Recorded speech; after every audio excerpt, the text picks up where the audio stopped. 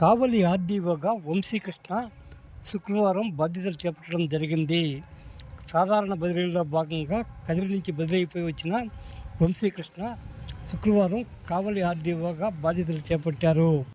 ఇప్పటి వరకు ఆర్డీఓగా పనిచేసిన సేనా నాయక్ బదిలీ అయిన విషయం అందరికీ తెలిసిందే.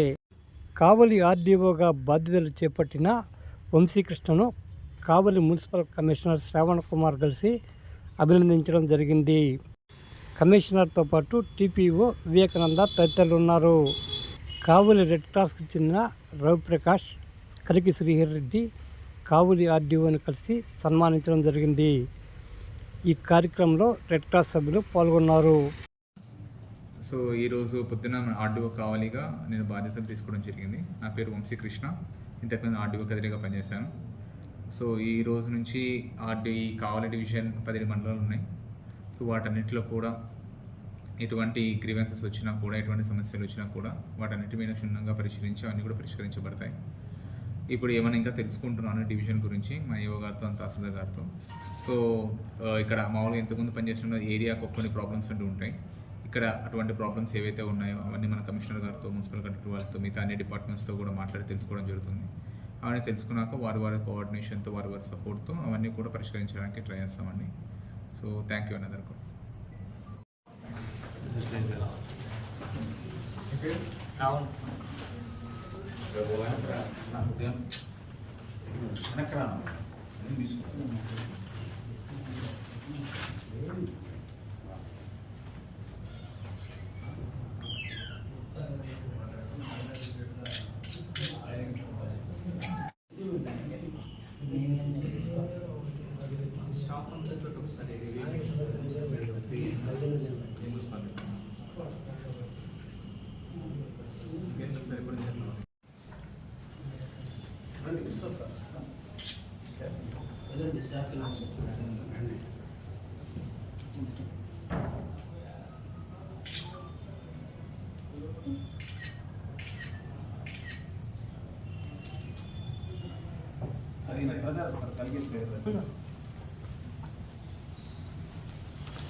కావలి పట్టణ ప్రజలకు శుభవార్త.